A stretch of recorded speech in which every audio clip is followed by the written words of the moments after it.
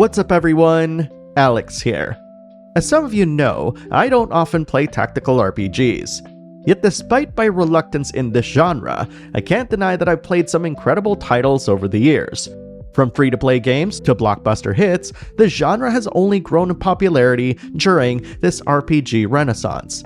Perhaps more accurately, it takes a special kind of game to hold my interest amongst a plethora of titles being announced and released on the regular. So when the developers at Desert Games approached me to check out the demo for their upcoming tactical RPG, Aegis Force: The Scorian War, I'll readily admit that I was initially skeptical. But when I saw what they were trying to do and sat down to play the game's demo, which you can download on Steam right now by the way, I could see how this promising tactical RPG is trying to not only redefine the genre, but also bring back some of the classic gameplay that we've seen in games in the 16 and 32-bit era of gaming. But first things first, Desert Games has sponsored me to make this video about Aegis Force: The Scorian War. As with previous videos, I don't agree to sponsorships if I'm not able to present the full extent of what I played, both the good and the bad. What you'll see in this video are not just my thoughts on the game based on the available demo, but also some information that its developers have shared, as well as any in-progress screenshots that they're willing to show. Aegis Force is currently deep in development right now, and it's scheduled for release in 2026. The first thing that I noticed when I started the Aegis Force demo on my Steam Deck is how its art style and color palette reminded me a lot of Shining Force. From the opening sequence to how each character's portraits appeared during gameplay, it was easy to be swept by a wave of nostalgia for said game. After that initial sequence, you're then greeted by a voiced narration, providing information about the Scorian War and hinting at how the two characters you'll be playing as will play a pivotal role in greatly affecting this almost century-long stalemate. I'm not quite sure if there will be voice acting throughout the game, but this narration was well done and helped set the tone. I also had a really good impression of the writing in these two sequences. Though early, the characterizations done in the opening sequence did a really good job of making me curious about this world, framing the game as a retelling of sorts. You're then thrust into the gameplay itself, with its environments rendered in full 3D, and its characters, again, looking very much like they were inspired by Shining Force.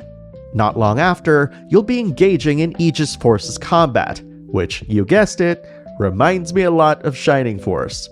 You're able to move your character just by using the left stick to any of the available locations. One thing I noticed is that the game's range of movement feels more generous than other tactical RPGs. And once you're next to an enemy, or are of enough distance to inflict an attack, you simply choose that option and then which tile you want to attack. There's also a turn order display that lets you form a strategy based on who's going next, which is a nice modern quality of life feature. As of this build, there are no rewind functions that let you undo previous actions. And either way, at least in this demo, it feels as though battles can be swift and finished in a few minutes or so. Aegis Force: The Scorian War implements a traditional experience point leveling system, which unlocks new skills and tech attacks over time. The devs have mentioned that they plan on building a promotion system that lets you upgrade your character's current class once you've reached a certain level, once again, like Shining Force. After a short dialogue sequence, something unimaginable happened. Normally, in tactics games, each battlefield is designed to primarily host battles. So when the game allowed me to explore the rest of the map, I was honestly very surprised. This kind of exploration is something you normally associate with traditional RPGs, and being able to see different locations beyond the battlefield and involve yourself more in what's happening around you is certainly a welcome change. Sadly, there weren't any treasure chests, shops, or anything beyond some NPCs with unique dialogue in the demo, though I've been told that there absolutely will be hidden treasures and other items of note that can be found in the final game. As you arrive at your next battle, you'll also notice that Aegis Force will occasionally allow you to control allied soldiers, which initially confused me. Any character with a blue health bar is seemingly an ally, and when I was asked to move a soldier that wasn't the two that I've been with this whole time, I was caught unaware. Perhaps the framing of that scene could have been better too, as it took a second playthrough for me to realize that 2 soldiers from the opposing nation were harassing one of your own. There's also the subject of Aegis Force employing the classic tactics RPG backstab feature, where you're able to inflict more damage should you attack your opponent from behind and vice versa.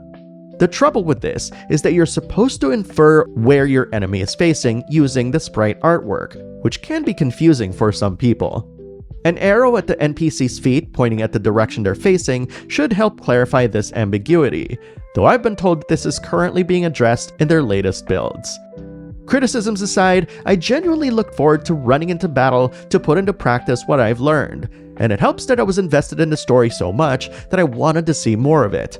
While the baseline battle mechanics borrow heavily from Shining Force, a lot of the additions provide just the right amount of variation that adds just a few new considerations when formulating your strategy. That's not even considering that you'll unlock powerful tech attacks just by battling next to other characters, a la Fire Emblem. And all of these comparisons with Shining Force, Fire Emblem, and to a degree the backstabbing mechanics of Final Fantasy Tactics make a lot of sense when you find out that Aegis Force developers are huge fans of these games. They cite Final Fantasy VI and Chrono Trigger as additional inspirations, and they've always wanted tactical RPGs to go beyond the battlefields, allowing you to really see how your battles have affected everyone around you in a tangible way. All in all, what I've played of Aegis Force the Scorian War is attempting to blend the exploration found in traditional RPGs with that of the classic gameplay from tactics games of the 80s and 90s. And if this demo is any indication, it certainly feels like they're on the right track. If any of what I talked about interests you, please take the time to check out the Aegis Force the Scorian War demo. It's free and takes about 20 minutes if you follow the main path, and a little over that if you love exploring and seeing what else you can find.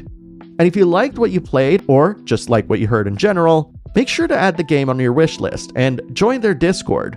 The link is in the description, as they're planning to give everyone early access to development updates and other fun exclusive content.